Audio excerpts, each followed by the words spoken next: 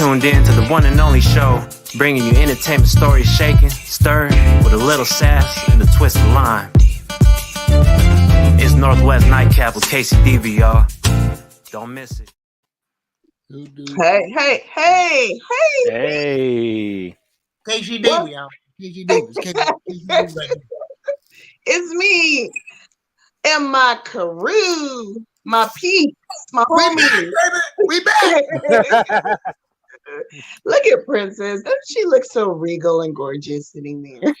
Thank you. Well, welcome to another edition. What'd you say, K-Cee? It's a special day. You said special. I know, exactly. Welcome to a special edition of Northwest Nightcap with K-Cee Deeva. And the reason it is a special edition is the two on the bottom half of the screen are celebrating their 3-year anniversary. Hey, congratulations, y'all. Clink your neighbor. Clink your neighbor. Hey, clink your neighbor. Boom. There it is. There it is. Boom. Okay. Boom. Right there. Okay. Congratulations, you two, on 3 wonderful years. Yeah. And here's to wishing many more. Yes. Thank you very much. All right. It seems like yesterday. Seemed like yesterday. Did it go by fast? It seems like yesterday. Robin is very good to me. I lost my pillow. Hold on, I need my back pillow. You know I gotta be comfortable. All right. Okay, we have a lot to talk about, and hopefully we can get through everything in this hour because man, there's just a whole lot to talk about. But let's do some introductions first before we do. Again, if you are looking for Northwest Nightcap, K-Cee Deeva, you're in the right place. We do this every first Thursday of the month. Get together and talk about all the current events in Hollywood entertainment celebrity news. And boy, do we have some stuff to talk about today. All right, first foremost, Princess Robin, lower right, my right, your left if you're watching. Okay. Welcome, Princess. Good to see you as always. Good to see you, Hey, too. Princess, how you look doing? Fabulous. Thank you. As do you. And Princess is the beautiful host of Traveler's Guide to Venus and Mars. They're actually working on a new season, so excited for that to come out. Yay! Hey. About to get juicy. About to get juicy. I love it. And right next to her, the one with the juice, her producer and hubby, and musical director for Confunction, Mr. Kirk. The one with gin and juice. No. Is that juice? Gin and juice? No, this is just a mimosa. We're just doing mimosa, you know. Ooh, mimosa. I like it. Yeah. Welcome, Brother K-Cee, big bro. How you doing? What up? We back. Yes, I'm so excited, especially when like major things happen and then like we have to wait to talk about it. Oh, okay. Last but certainly not least, the very handsome Mr. Anthony Adams. Anthony, What's up, man? How you doing down there, big man? Happy anniversary. What's going on there, broski? Boom. Thank you to you, lovely Miss K-Cee Deeva. Thank you so much. Hello. Because you know I don't know what's am I looking. We're having way too much fun with these boxes. We are. We're getting good at it. That's why. I know. Happy opening day. If you're not a baseball fan, it's opening day for baseball fans. So that's why I have my Ken Griffey Jr. Cincinnati Reds jersey on. So yeah. Okay, right on. Today is a lot of celebrations today. Yes. Congratulations to Justice Jackson. Yes, congrats. Absolutely. Congrats. Now let's see what you're gonna do. She's gonna do what she's supposed to do. Her job. I hope so. I'm just saying. Sometimes people get in there. They don't carry out. So I'm waiting to see. I'm excited to see. Oh yeah. All right, let's get to it because we got a lot to cover. We got segments to do. And we're just gonna jump right in. Now, I know y'all tired of hearing about it, but it is our job as members of the podcast press to talk about that goes K-Cee And Anthony, he done created a and Anthony. monster. It's Please, catching. Anthony's full of it because Anthony talked all day about how much he had to say on this topic. So don't even try it, Anthony. K-Cee with a pillow. Watch this. Lullaby. Good night. I'm in the coffin. I'm in the coffin. Wait a minute, Anthony. I've been wanting to do this. Okay, you gotta chime in real quick and serenade with me. Okay. Mhm. Do you know what What today today is? is? It's your our anniversary. Hey, anniversary. See, I remember the first day. I remember the first time. We're gonna have to record them, K-Cee. We gotta get them in the studio. Let's do it. Can you do something with my voice? You know, add a little Yeah, something. for real. You'd Oh, be they- surprised. Yeah, they got all kind of plugins nowadays. All right. All right. Okay, so we of course are talking about the whole Will Smith, Chris Rock slap incident that happened at the Oscars. Has it been 2 weeks now? I guess it's been 2 weeks ago. Yeah, going on it. Going on 2 weeks, almost 2 weeks. Seems like an eternity ago, but Yeah. I mean, if you haven't heard about this slap, I don't care where you are in the country, where you are in the world. You've been under a rock if you haven't heard about the slap. Like seriously. Been heard around the world. So my first question for you all, the panel here, what were you doing and where were you when you heard about the slap? So me, myself, I was sitting there watching TV. I don't watch the Oscars because I get bored. I just fall asleep. So, but I do check in to see who won, and you know, sometimes I record it and fast forward and all that. So I was watching another show and I was recording the Oscars, and then of course, as I used to really do, I was on my phone while I was watching TV, and it popped up. And I clicked on it, but it was in Japanese. It was like the lady was talking in Japanese, and I'm watching it transpire, and they had the subtitles. And as I'm watching it, I'm thinking, oh, it's some skit that Will and Chris are doing, right? And then they, you know, unlike the States where they bleeped it when he started cursing in the audience, overseas, they play the whole thing. We heard the F-bombs and everything, right? So I'm like going, wait, I'm looking at his demeanor and the whole thing when he's sitting there cursing, and I'm looking at Chris Rock looking shocked as hell and kind of disheveled and trying to fumble, you know, what he's gonna say next. And I'm like, I think this is real. So, K-Cee, what were you doing when you found out, or how'd you find out? Actually, I found out I was actually in South Africa, still out on tour with Howard Hewitt, Glenn Jones, and Alexander O'Neill and Eric Darius. Mm-hmm. So, of course, we got a little late because of the time difference and all that kind of stuff. Mm-hmm. And so when I saw it, you know, I kind of had mixed emotions because I didn't know exactly what had transpired because I know we was getting bits and pieces of it. Mm-hmm. And, but then when I was able to kind of like really look into it and go in depth, it was a really bad look. You know, unfortunately, it was a really bad look for us because there was a lot of firsts that was going on because it took away from a lot of black excellence that night. A lot of black excellence because I mean you had Will Packer, you know, that was his first time, you know, producing the Oscars. You know, you had of course Will Smith won Best Actor, took away from that. You know, Questlove, it took away from a lot of situations that, and on top of that, it took away from a lot of first, even for women. Mm-hmm. Mm-hmm. And so, it's unfortunate that it happened, but even then, I hate, you know, for us as a people, because to me it just gives other people more ammunition to say, see, this is why we don't do anything for them.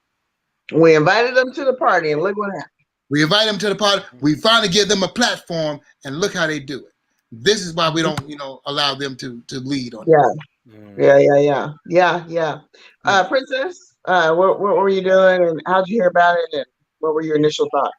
So it was interesting because I was in Seattle at the time, and I don't watch it either, Diva, typically, but I did have it on my iPad as background noise because I was doing some stuff with my mom or for my mother. And so ironically, I actually heard his acceptance speech, Will's acceptance speech first, because that was what was happening when I had it on. And then after I got done, I'm sitting talking to my sister, and then my son I had seen a news flash come up about Will Smith slaps Chris Rock at the awards. And I thought, oh, was that planned? Or, just when I saw the headline. Then my son sent us an actual clip from YouTube. So I didn't see the Japanese version, but it's probably a YouTube thing from the Japanese version that had the whole thing. And we watched it, and I felt incredibly awkward and uncomfortable even just watching the recording. Now, I'm going to say, I'll go on record saying I'm a Will Smith fan. Yeah. And I felt like really not well watching that. I didn't even know why I felt awkward at that moment. Yeah. But I didn't feel, I felt really saddened and uncomfortable just watching it unfold. And we just sat there and looked at each other like, wow, like, wow. And especially after you rewatch and see how it unfolded, I'm sure we're going to unpack it, so I won't go in too much depth about all the things and the range of everything that I was thinking. But I echo K-Cee's sentiments because that really does underscore why it was so sad to see it happen. And I felt like it was the overreaction of all overreactions. But I do have more to say about it. So many things to say about it. So I'll hold the rest. Hold it. Conversation. Oh yeah, we're gonna unpack it. Hold on, a couple comments here. Let's see. Oh, hey baby bro. AC Soul says Will set us back 20 years with the slap. Yeah. Oh, okay. And he also says, I didn't know this. Bad Boys 4 just got shelved because of it. Yeah. All right. Well, we'll get into that. Hey, baby bro. Thanks for those comments. Okay. So Anthony, same thing, but just keep it short because we're gonna unpack it. But what were your initial thoughts and how'd you find out? Well, I was actually watching another show and tweeting about another show because I don't watch the Oscars. I've never watched the Oscars in my life. Don't care for it. And then I saw it trending on Twitter, and I'm like, wait a minute, what's going on? And I clicked on it. I'm like, is this? And I think I hit you up, K-Cee, and I was Diva, and I was like, is this real? And then I saw the Japanese version, and I'm like, okay, he just dropped the F-bomb. They didn't beep it, so clearly, if this was a skit, they would have purposely missed the beep. And then when I saw a meme come up that said that it was a picture that showed Denzel Washington and Bradley Cooper consoling Will Smith in the corner, and it read the headline. I'm like, okay, this is real. And then overall initial reaction was like, okay. And then I saw the full clip of what happened, and I was just like, I was a mixed bag. I was like, okay, I understand the anger. At the same time, I'm just like, you shouldn't have done that. Yeah. So again, we're gonna unpack this. Yeah, we'll get into that. Okay, yeah. So let's go next to what were your feelings? So, what was we saw it happen. It sounded like everybody had the kind of initial like, wait, is this real? What's going on here? So we find out it's real, and K-Cee kind of touched on it. I'll go back to him. There were some other highlights that night that were just totally glazed over, missed altogether by some folks because this whole thing happened. So K-Cee, in what ways do you feel that this has? You mentioned like setting, kind of setting us back and such. In what way do you feel that way? Well, I don't think it set us back. I think it was just a bad look. Because it's just like anything else, hopefully this will blow over in a few weeks because there's going to be another, headline of somebody else doing something else, and you hope that everyone can get past, the situation. Of course, he's resigned, from the academy and things like that. But this is not the first incident that of something like this has happened. Unfortunately, it's one of the first incidents something like this happened with the people of color, because there was an incident back in the 70s that John Wayne had, and he actually tried to attack an Indian American Indian woman At the Oscars? at the Oscars. Yeah. Oh, I didn't know that. Oh yeah, yeah, and Clint Eastwood was a part of it. He was making jokes about it, and this was at the Oscars. But once again, the problem with it is a lot of times we only get one bite at the apple. Right. That's the problem. And but once again, I'm just gonna flip to the positive side. Shout out to Will Packard for doing his job, for even being considered to produce the Oscars. Even after that, he still did his thing. Hopefully he's gonna, they'll invite him back to do it next year. I happen to actually know his wife. His wife is from Memphis, and we used to work together. Oh, okay. Yeah, Wow. okay. Heather, she's from Memphis, and we worked together at the Music Commission. Okay. So explain, K-Cee, if you can. Do you? What I don't understand, like, what does that mean? So we hear, Will resign from the Oscars. Like, what exactly does that mean? It basically means that because every voting member of the Oscars, and every recipient, you basically have a lifetime membership. You get to vote on the Oscars every year, and you be presented, and then you're invited to all the various situations. Where basically he resigned his position because to kind of like take away a lot of the sting that it put on other people, which rightfully so. That he's supposed to do that because, of course, it was the heat of the moment. But at the same time, a lot of people do really bad things in the heat of the moment. But at the same time, I'm glad that he did man up and take responsibility and say, well, this is what I need to do to apologize, and at the same time take responsibility for my actions and hope that everyone else can move forward with this situation. But did he, or was he forced to? Do we know? I think no. He officially resigned, but at the same time, whether he was forced to or not, it was, in my opinion, it was something that was necessary. I think it's just like a few episodes back when we talked about Janet Jackson and the Grammys, Justin Timberlake. Right.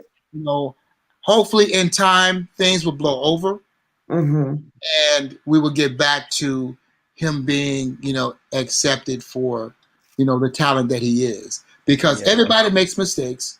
People in glass houses. Trust me, everybody's got dirt. Yeah. Okay, so Princess, so he resigned. Okay, a couple things. Do you agree with K-Cee that was the right thing to do, to resign from the Oscars? And one of the big stories right after that happened, when people were kind of, it was kind of split online, right? Like some people were like, hey, he's standing up for his woman and the right thing to do. And some people were like, yeah, that was crazy. Like, he's making us look bad and, setting us back and whatever as a people. And then there were those who even added on, like, wait a minute, why did they let him stay? So A, do you think he should have resigned as he did? And B, do you think the Oscars should have let him stay, even though they said that Chris Rock said, he was fine and not to kick him out or whatever? Do you think he should have stayed, or he should have left at that moment? So I think, and I was pretty appalled that he did what he did in that moment, particularly because I noticed first that he laughed. And then I was like, you have a right to process your moment and be like, right, I laughed, but I don't like what was said. But totally over the top, physically going up and slapping him, completely uncalled for. I was mortified. But you were talking to someone who has the ultimate, one of my highest virtues is accountability. And I agree with, mark this day in history, I've agreed with my husband several times, and I might agree with him again. Enjoy this. Happy anniversary, babe. You know, that's your anniversary gift, bro. I felt like, you know, as I look at this, I think that was the ugliest moment I have seen of Will Smith. And yet I don't know of this being a pattern of behavior of Will Smith's. Mm-hmm. And so I felt like what a horrible mistake he made in that moment. And it goes a long way for me when somebody takes accountability and apologizes and atones for their mistakes. People make mistakes, but I felt like, good for you, especially when he finally said, and I'm sorry, Chris Rock, you know, like that means a lot. And I feel like I don't see this pattern of behavior from him. And I'm not the person who says, you know, like, well, we don't hold this person accountable, so why are we holding this one accountable? That's not me at all. But at the same time, I feel like a lot of this gets played up. You know, it's not okay to go up and hit somebody. But it's not like he went up there and beat Chris Rock down and, you know, like it lasted a long, you know, the impact lasted. But at the same time, he atoned. And so I feel like we do see people get a lot less dragged. I mean, a lot more less dragged for a bigger offense. And that I'm not okay with. You know what I mean? I think if he resigned and he said sorry, you know, let's thank you, Will, and hopefully you won't do it again. You know? Well, Princess, I want to ask you this though. You know, as our resident relationship guru, because to add another layer to this, you know, like you mentioned earlier, you said I looked at Will and he was cracking up laughing at first, right? And then, you know, we see Jada, the camera goes to Jada, and she's clearly disgusted. And then that's when Will gets up and the slap happens. So, you know, from a relationship standpoint, you know, I've read things like, oh, you know, Will, you know, people in his camp, whoever that is, there's always somebody in the camp leaking stuff, you know, saying he's had it, you know, there was the entanglement. So that was a big, you know, affair that Jada had with Agnes Alsina, you know, a while back, and everything just, you know, people clowned him for that, you know, and then last year he came out saying, we're in an open marriage. And, you know, I saw comments online like, wait, well, why are you defending somebody that you allow to sleep with other people? You know, so he's just getting kind of slammed left and right. And, you know, some of what I read of people are saying, you know what, he just had it. He just had it. His relationship's jacked up. The man like hit a wall and snapped in that moment. Do you think that he acted on a cue from Jada because she clearly was upset about it? You know, quite possibly. And I saw things online where people were like, good for him taking up for his woman. I believe that you can support and take up for your partner without acting a donkey ass on national television. You know, like that to me, that was just uncharacteristic of him. So I don't know if he had a break or he felt like, let me publicly show I'm not happy with what was said. But I just felt like, you know, is this really Will? Because it, you know, the way he presents himself normally, there's a whole different vibe out there about how you address conflict or you know, uneasiness or unhappiness or all of these things. And it's like that was, if that was what he was, if it wasn't a snap and it wasn't intentional, let me show my love and support, then it was an act of hypocrisy, because that's not what we've ever seen or heard from him before. Right? Yeah, right. Okay, good. Thank you, Princess. Some good points there. Anthony, I know you're just chomping at the bit. Okay. So, you know, we talked about him resigning. We talked about, you know, that, you know, Princess being appalled, you know, that he did that initially. But the whole, hey, he is the accountability piece. So he did that. I want to add on the relationship piece. Was he taking cues from Jada? Was he okay with it first, and then, oh, my wife's pissed off. I better do something. Like a kind of a panic, last minute. Let me do something. Move. Um, but then I also want to add on. Do you um do you think that people are upset? The people that are upset with what he did. Do you think they're upset because, hey, it was a violent act? Because it was, anytime you put your hands on somebody, it's a violent move. Do you think they were upset at that, or are they upset because, like Princess said a couple of times, that's not Will. That's not the image we have of Will Smith. He's the Fresh Prince. He's this jovial, fun-loving guy. Right. Award-winning, now Oscar, winning actor. Like, what I mean? He's always had this lovable persona. And so, for a lot of folks, I'm sure it was that, wait, this can't be Will Smith. This is not a character of him. What's wrong with him? Whatever. So I'm gonna add that on top of all the other stuff we discussed and get you to weigh in. Well, let me go to the second half of what you just asked. I think a lot of people are upset because, like you said, it was a violent act.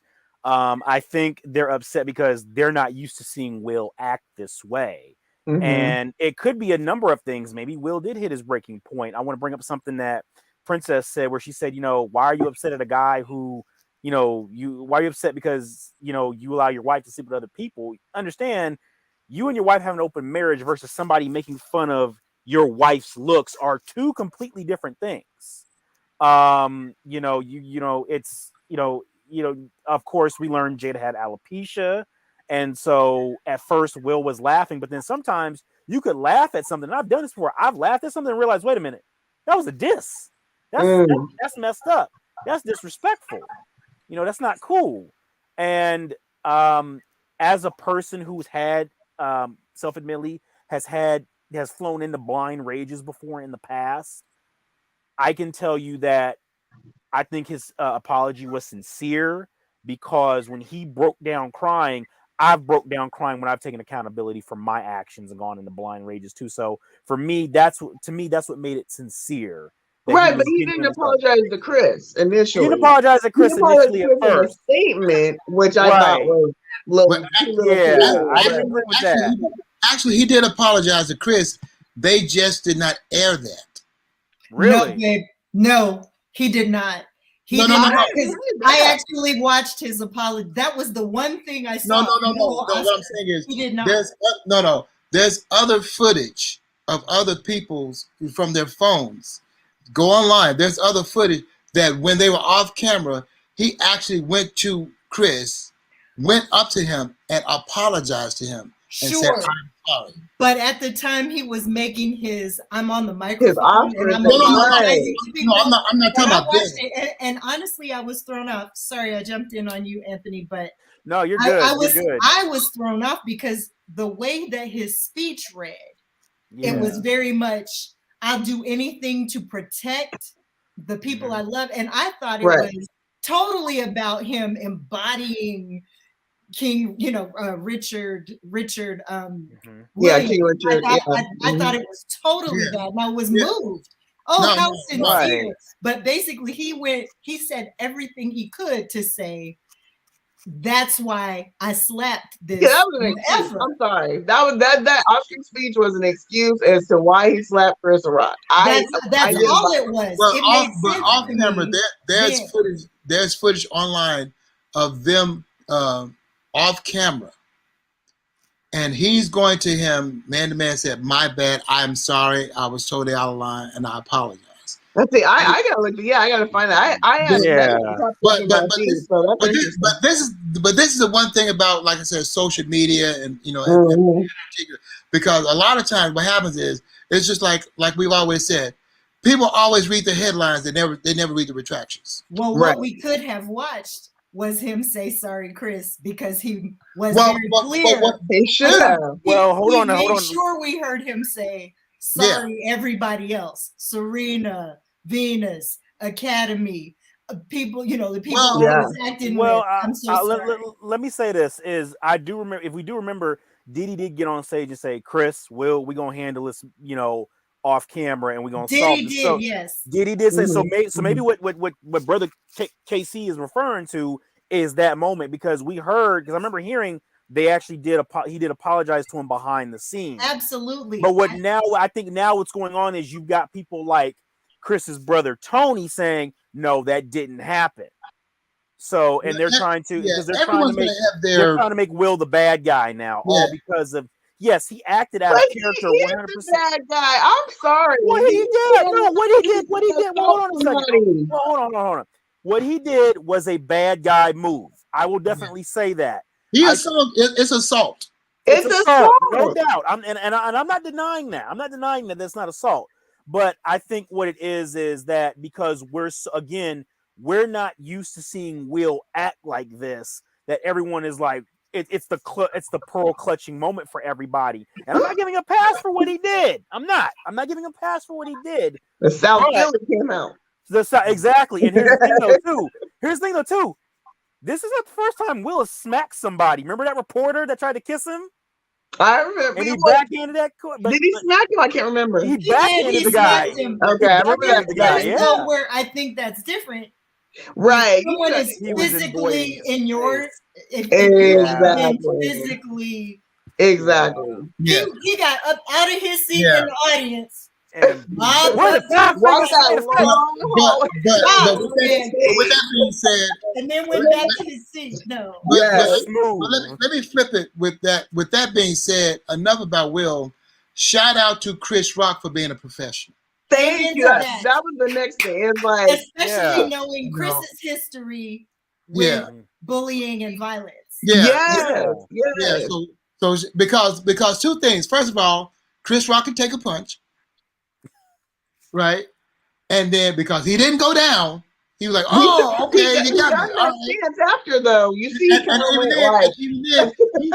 even then, he tried to stay in character. Yeah, to try to downplay the situation. Yeah, so shout out for him for being a true professional, even in that moment. So once again, that goes back to Black excellence of him saying. Okay, I'm gonna try to get us out of this as much as I possibly can.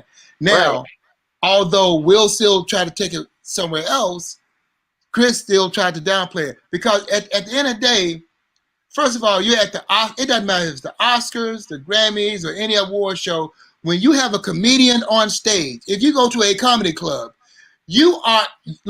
everybody is everybody got to be on pins and needles because you never know who's going to be said, who's going to be. Everybody is a target. So at the end of the day, it's not the first time that Will and Jada have been made fun of, even in their face. So it's not like this was like over the edge. No, I don't believe it. Like I said, I think it was a situation where Jada kind of gave him the look, and he had to go and man up and do some things. But at the same time. Yeah, he was totally wrong for that. But once again, Chris Rock, his first occupation is comedian. Yep. He's up there telling jokes. And that was not the only joke that he told. Now, do comedians tell jokes that are off color? Of course they do all the time. But that's their job. Everybody gets that happens all the time. Yeah. Because they always pick on topics that are I mean, trust me, we watch, night monologues of TV hosts every night, and they're talking about 45 and Biden, and a lot of stuff is off color, but at the same time, we laugh at what we want to laugh at when we want to laugh at it. Right. Yeah. Right. But go ahead, Anthony. Well, I was just gonna say, to add on to what K-Cee said about, just comedy getting wrecked on. Listen, we all know this. Comedy is other people's problems viewed from across the street. It's a comedian's job to make light of situations that are going on in society right now. And when you go to these award shows, comedian gets on stage, they roast everybody. Everybody got roasted, And in fact, he actually gave Will a compliment before he said what he said about Jada. He was saying that, Penelope Cruz's husband is hoping that Will wins because he doesn't want to sleep on the couch tonight. If if he ends up winning that award. So, you know, it's one of those things where, but I will say, in the terms of comedians can take it too far, what I didn't like was, first of all, let me say this: Chris's stand-up tour is going to be fire, because he's a fool if he goes on the road and does not address this and make fun of it on tour. But what I did not like was Chris's brother Tony, when he got on stage. Now, I get it. You want to stand up for your brother, clown the situation, that's fine. I did not like when he referred to Jada as a bitch. That's not cool, especially in this time of black girl magic, uplift our black women are queens, etc. And you get on there. I don't care how much a woman has made you upset, especially a black woman. You never refer to them as that. You never do. That's what made me. That's the most thing out of this whole situation has really made me upset. Well, I think for him, he was basically doing the exact same thing that Will did, which is okay. You're going to defend your wife. I'm going to defend my brother. Exactly. And he has a right to 100%. Because another thing that happened shortly after that, the kids tweeted, "That's how we do." So the bottom line is, okay, so you're proud of that action. So if you want to be proud of that, okay, then also be prepared for all the after effects that come with that. You can't say, yeah, no, that's how the Smiths do it, and that's how we roll, but at the same time expect everybody else to just, bow down to you. No, right? Because at the end of the day, what he's saying is, yeah, you lucky it wasn't me, because I would have took you out that night. Oh, Tony made it very clear. Tony's like, yeah, my brother took the high road. I ain't my brother. Right. He's like, I don't have as much to lose. So, I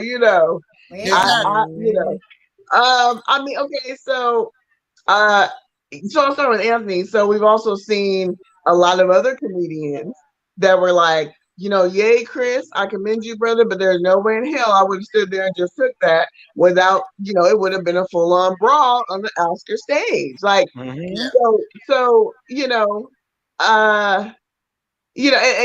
other, other comments I've seen, like, well, if that was a white comedian, he probably wouldn't have done that. Or if that was somebody like a Suge Knight type of character, he wouldn't have done that, Yeah, I mean, he stepped to the right one. Yeah. I think he knew that Chris Rock would probably have that reaction, because Chris is a professional.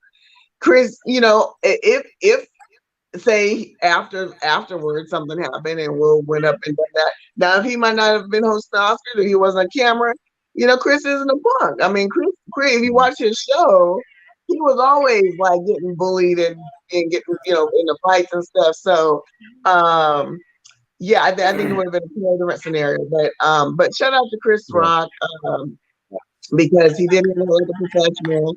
That's what I've been most proud of. And I guess we'll see how this unfolds. We've heard that, okay, Will resign. We've heard that Bad Boys 4 has been put on hold. I can't believe I'm actually doing another one. I thought the last one was it, but I guess not. The fallout. It'll come out eventually. Like I said, yeah. Just waiting for I think you're right. I think it'll blow over. I mean, he is a huge actor, and a lot of people. Are you guys hearing an echo, or is that just me? I'm hearing it too. I hear it, but it is just on you. Is it me? I don't hear it. Okay, let me miss my. Anyway, okay, let's go on to another topic, because we should spend some time on that. All right, let's jump to Princess. Let's talk about some romance. Let's talk about something a little happy for from the heart, Princess. What you got for us today? So I'll keep it brief. The Kardashians, Miss Khloe Kardashian and Travis Barker. No, Courtney. Sorry. Yes, I get them. They all look alike. All the K's. K Kardashian, Courtney and Travis Barker's practice wedding. So, to recap real quick, after the Grammys, they went in Vegas and went to one of the chapels that was open at like 2 in the morning and got married, but they didn't have a license. And so it made news and whatnot. but I wanted to talk about it tonight, just briefly, because I think that a lot of commentary around Courtney and Travis, Courtney and Travis is about the rapid nature of their relationship. Mm-hmm. And a little bit, I want to talk about it in honor of me and my hubby, because I went back in time, looked a little bit at their circumstances, and I want to address the issue about like the time frame of when or when you get married. And there may have been a time in my life where I felt like you have to spend this much time dating, then you get engaged, you spend this much time engaged, and then you get married. But at this point in my life, I want to call BS on that, because sometimes and y'all know this ain't my first rodeo, and the ones But it's your last. This is your farewell tour. This is your farewell tour. Definitely the last, babe. But time is not the teller of whether or not your relationship will last. That's number one. It's your compatibility, the alignment of your values, and how y'all roll together as a couple. Oh, speak on it, Princess. Speak on it. And then I also want to say, I noticed that they're both in their 40s. Yeah. They're not immature and young. When you're in your 40s, you have a clearer understanding, and it's not either one of their first long-term relationship. Right. You have an understanding. Part of how I knew K-Cee was the one was I knew enough about who wasn't. And girl, so, you better say that. Let me say that. Yes. So experience and time and maturity can help you get there to that decision point a little quicker. And thirdly, who are we to say how rapid this is? Because they have known each other for years. They have not been romantically linked for a long time, but we can't say they're strangers who just all of a sudden decided to get married. So when they do tie the knot, I'm hopeful for them. I hope that it does end up being it for any of us who do it. You're rolling the dice to some extent. You're totally rolling the dice, but you're rolling the same dice after 6 years of dating and engagement as you are if you met today and said. So I just want to give them my well wishes for whenever they do decide to do what they do. And that was that is just beautiful. I love it. I love it. And here's to clink your neighbor to many more years. And like I said, I had to speak on it because I think a lot of people think, and it was in some regard, just because people don't know that you are connected to somebody doesn't mean you're not. Like, it's our 3-year anniversary, but how long have we known each other, babe? More like 5 years. More like 5 years, yeah. Right? Yeah. Just because y'all just found me on K-Cee's. Right. Don't mean I wasn't around. Right? Okay. Right. So That's it. Just saying, don't think you know everything. You kept it on the DL. Don't be judging till you know all the facts. Okay. Thank you. Thank you for your time. Well, thank you. That was beautiful, Princess. That was a good segue from all that other stuff. Some positivity. Right. Finally, some good Kardashian. Okay, Brother K-Cee, you got some music knowledge for us? Got some music knowledge for you. Actually, when I taught my class today, the one thing we was talking about today was marketing. And, marketing. And everyone has to understand the key to marketing. And I think we kind of touched on it before. You always have to think like the consumer. And also you always have to think outside the box. Do something that everyone else is not doing, or research your competition, and at the same time, embrace what they're doing, but at the same time, do your twist and market yourself and brand yourself for you, but at the same time, think like the consumer. The average person can't sing, so you don't make your song so complex that they can't get it, right? Don't make your package so complex that the average person can't understand it, because the attention span of the average person is 15 seconds, right? So Yeah. you lose them within that 15 seconds. If you make your song too musical or too complex, or you make your packaging too difficult, right? It's just like most children, right? Most children, when they're 1, 2, 3 years old, you can give them the most expensive toy in the world, but they'll end up playing with the box, Ah, Yep. yeah, Yep. yeah. Yep. right? So you have to, because at the end of the day, the box, although, because they don't know the value of, yeah, you gave them, this, $500 pair of Nikes, and they're 1 Mm-hmm. years old, but they don't know that value. But they know the value of this shiny box, because this Mm-hmm. box is more appealing. The Right. box for them is what they really need at that time. So a lot of times, sometimes you have to think like the consumer and give the consumer what they need. They don't Yeah. need a lot of bells. They just need, sometimes simplicity is the best thing, because the average person, when they're pumping their gas, can easily hum any simple melody. Mm-hmm. We've all learned from simplicity. We learn the ABCs through music. A, B, C, D, because it's simple. Mm-hmm. So a lot of times you have to think outside the box, and at the same time keep it simple enough, and that is the key to marketing any situation, right? So marketing is the key. Gotta get out there. Gotta let people You gotta see get it out and keep it simple. there. Yeah, it's almost like we say KISS, KISS. Keep Mm-hmm. it simple, stupid. Yeah, yeah. That's real. That's real because I've seen like some marketing packages or advertisements for artists. And sometimes it's just too much. Like you said, that whole 15 seconds. You got my attention. Well, I'm a Gemini. So you got about 10 with me, but maybe 5. But it's like I'm looking at some squirrel. I mean, if you don't keep my attention, it's the next thing. Yeah. All right. I love it. I love it. Thank you so much for that knowledge, Jim. And Anthony, we're just going to keep this rolling right on to you, my friend. What's going on in podcast TV world? Oh, yes, podcast TV world. So first off, let's get to the podcast. I have a new one for you guys. It is about it's called Very Scary People. It's hosted by one Donnie Wahlberg. Yes, Donnie Oh, Wahlberg from Donnie Blue Wahlberg. Bloods and from New Kids on the Block.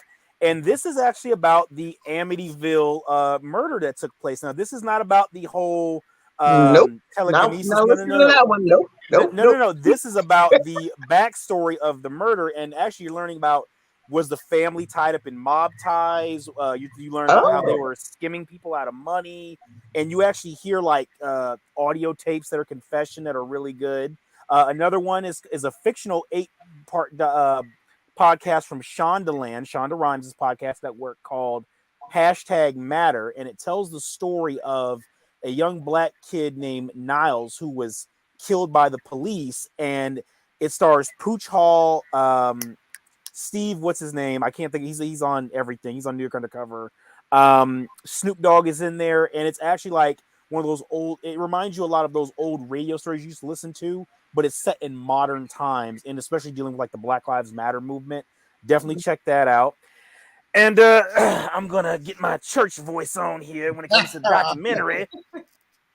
Ladies and gentlemen, congregation, I have checked out a documentary on Discovery Plus. It's called Hillsong Mega Church Exposed. And it talks about the exposure of the church known as Hillsong, the celebrity church that Justin Bieber got saved at and went to. Yes. And it talks about the exposure and the backstabbing and the hypocrisy of one Pastor Collins. Wow. And when you watch it, you just realize. Oh, you're telling them that, doctor. I don't go to a church like that. Doctor. You're telling them. Tell them about it, doctor. Tell them, doctor. Can I get an amen? It's on Discovery Plus. You need to check it out. It's 3 parts. Can I get an amen from the congregation? I have officially lost control. I'd like to say, with that being said, the The doors to the church are now open. Come on up and let us lay hands on you. And we're going to collect your tithe. And if you don't have any money, that's okay. God accept Visa. He accept debit. He accept Cash App. Yes, sir. All right now. PayPal. PayPal. Oh my goodness. Okay. Well, there's an ATM in the back of the church. The ushers can show you where it's at. Thank you, Pastor Adams. We appreciate that sermon just now. Yes, I feel like it was much needed, and you might have touched somebody out there. Yes, Hillsong Mega Church Exposed on Discovery Plus. Yeah. Very good documentary. Check it out. All right. Okay, I got one more story. Got a little bit of time, and my computer just shut off on me. So give me 1 minute. Okay, so The Weeknd. Did you guys read about that? So I hate to go here. I hate to mention this name, but I'm gonna mention it. Yee.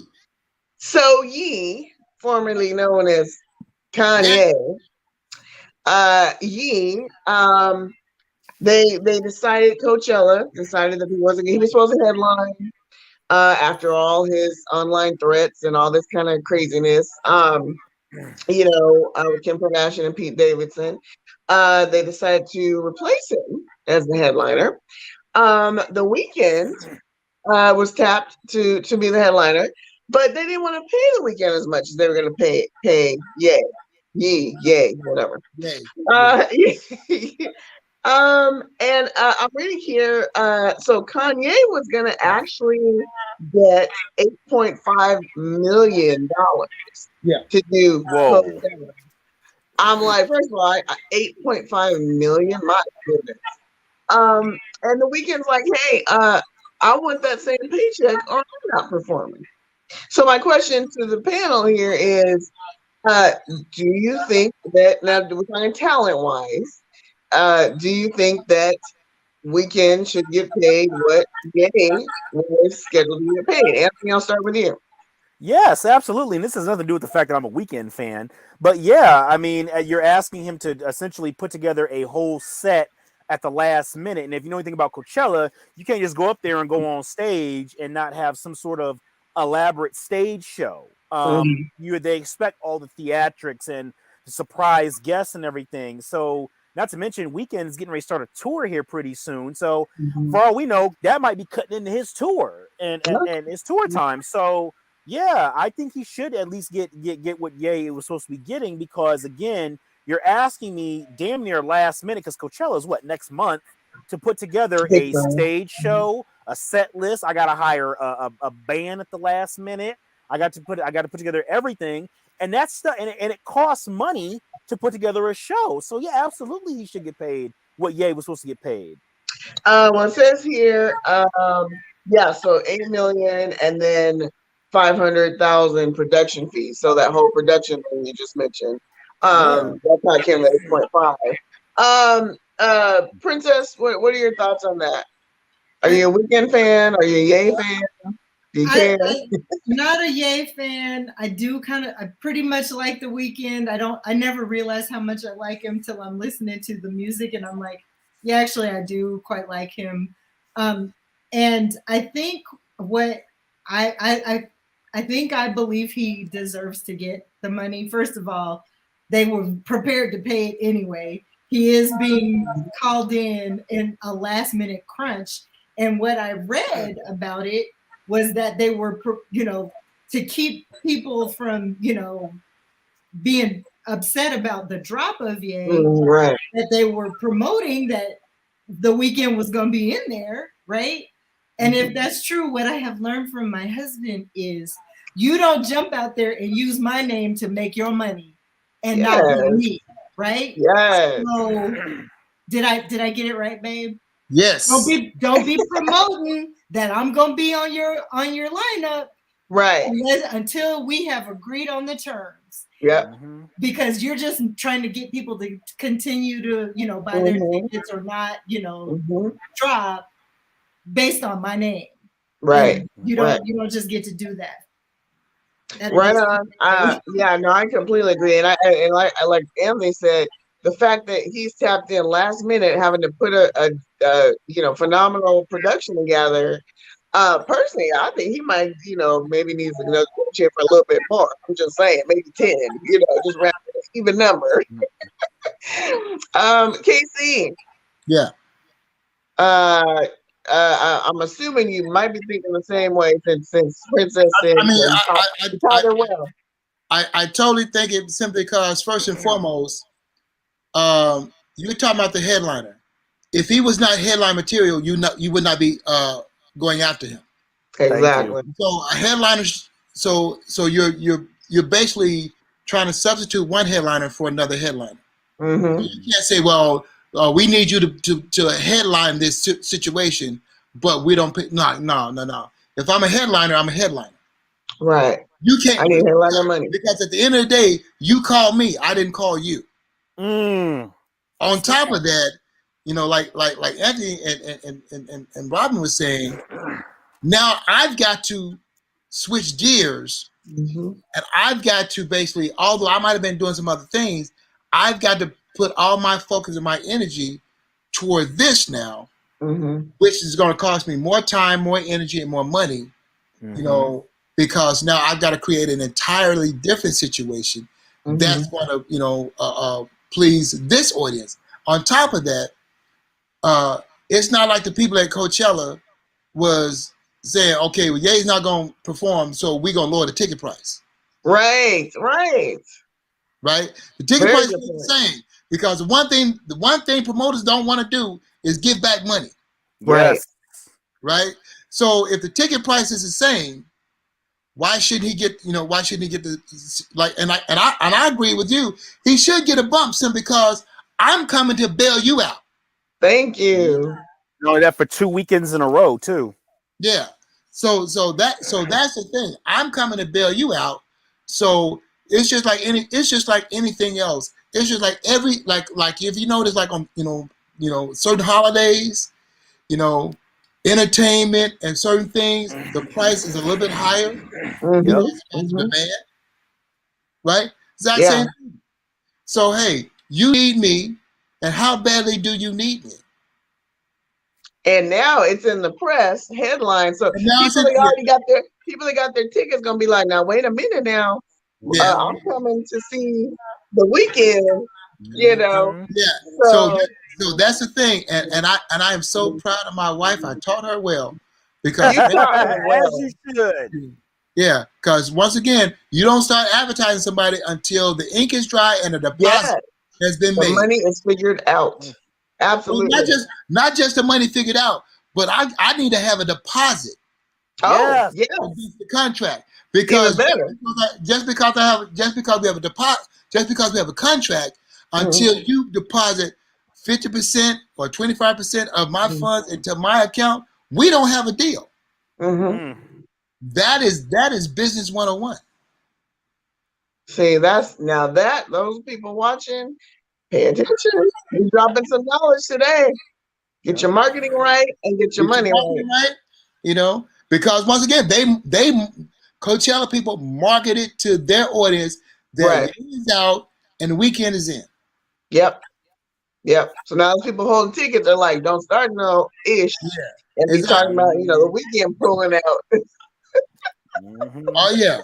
I think they'll do it because, like you said, the last thing a promoter wants to do is have to give back money. They're gonna pay him what he needs to perform.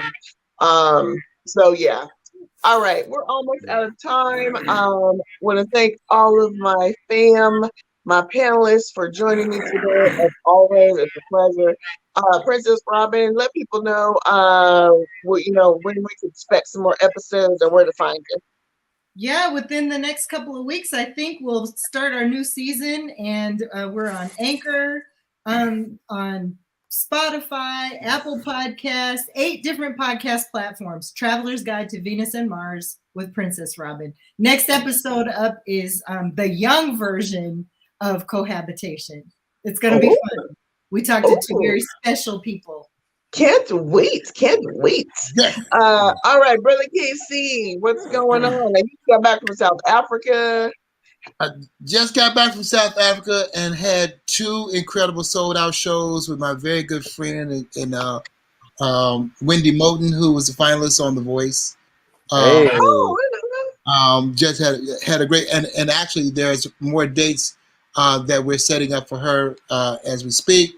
I'm leaving tomorrow, headed to Baton Rouge to be with my guys Skill Function.